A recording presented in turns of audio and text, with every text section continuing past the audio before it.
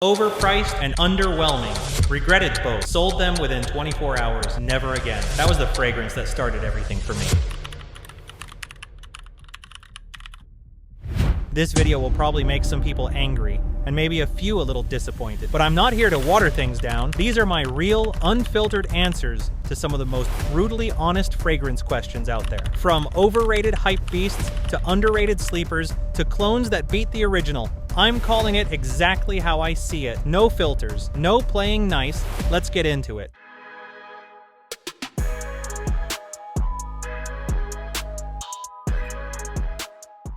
Aromagic here, and I'm not running the show today. This episode belongs to my good friend Jessica and her podcast. She's asking the questions. I'm just trying to survive them. Hello everyone, and welcome to a new episode. Today we've got Aromagic in the hot seat. I've got 15 fragrance questions, 0 filters, and 1 very brave guest. Let's start with the first one. What's the most overrated fragrance of all time? That's gotta be the Versace Eros line, and honestly, all the flankers too. Ha! No cap in this case. So, overhyped, super synthetic, and just loud for the sake of being loud. Well, there goes our Versace sponsorship. We move to the next question now. What's a cheap fragrance that performs like a niche one? I think I will go with Afnan Supremacy Collector's Edition. It performs like a monster, smells rich, and feels way more expensive than it actually is. What's one clone that actually beats the original? Liquid Brun French Avenue. It's smoother, easier to wear, and honestly, it outclasses the original. And most importantly, much cheaper. Okay, next question is, which fragrance always gets compliments but no hype? Aqua Dora by Panadora. No hype, no noise, but every single time I wear it, compliments come flying in. Okay, now here comes a spicy question. Which fragrance house is carried only by the hype? I think I will go with Tom Ford. Yeah, the branding is elite. The bottles are beautiful, but most of the scents, overpriced and underwhelming. Interesting take. I actually have 2 of the Tom Ford fragrances, and I like them. We move on now to this question. What's the most underrated designer fragrance no one talks about? Bvlgari Man Glacial Essence. It's crisp, elegant, and totally slept on. A hidden gem in the designer world.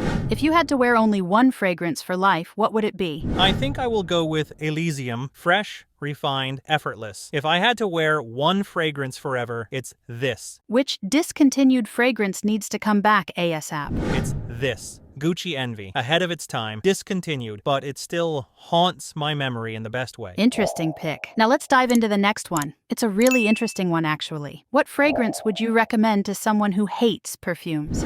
Interesting. I think I will choose Spicebomb Extreme here. Warm, spicy, cozy. The kind of scent that makes even non-fragrance people ask what you're wearing. Interesting. Okay, now I've got another spicy one for you. What's a fragrance everyone praises but you just can't stand? Sospiro Vibrato. Everyone seems to love it, but to me, it's flat, sharp, and kind of irritating.